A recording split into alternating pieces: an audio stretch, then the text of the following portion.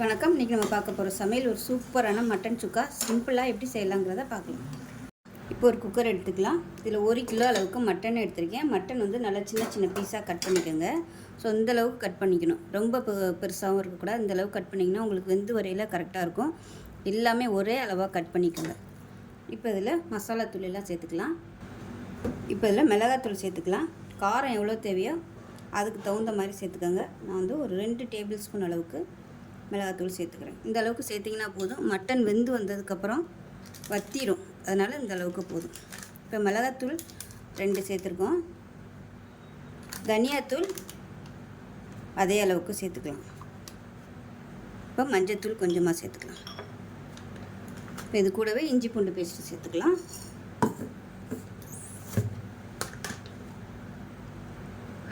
அதில் ஒரு 1.5 table spoon அளவுக்கு சேர்த்துக்கலாம்.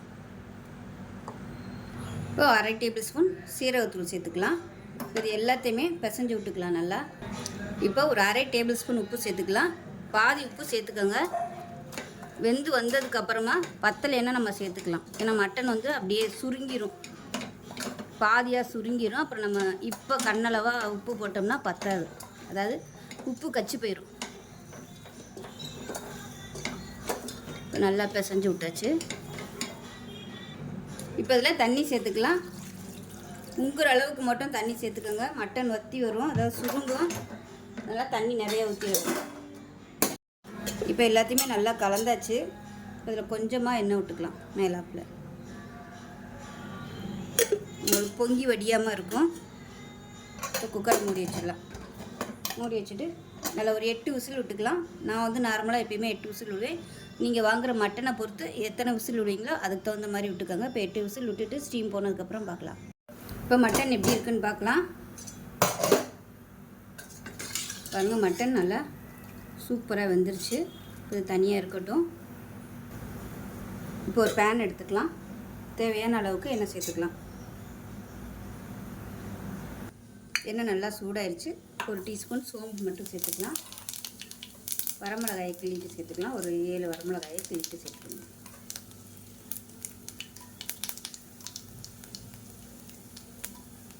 இது கூடவே கருவேப்பிலையில் சேர்த்துக்கலாம். அதில் ஒரு 1/2 கிலோ சின்ன வெங்காயம் கட் பண்ணி வச்சுக்கேன், அதை சேர்த்துக்கலாம்.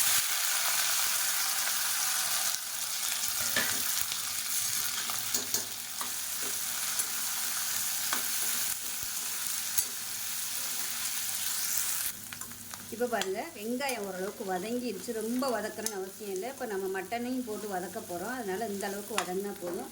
நம்ம வேக வச்சு வச்சுருக்கிற மட்டனை அப்படியே சேர்த்துக்கலாம்.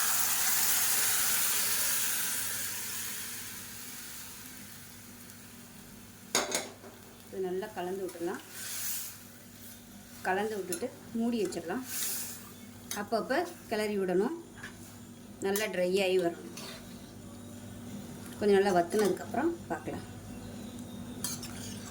இப்போ பாருங்கள், மட்டன் எந்த அளவுக்கு வற்றி இருக்குன்னு.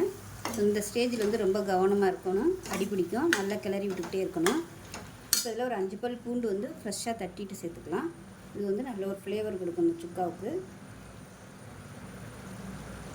இதில் விருப்பம் இருந்தால் நீங்கள் முந்திரி பருப்பு கூட சேர்த்துக்கலாம்.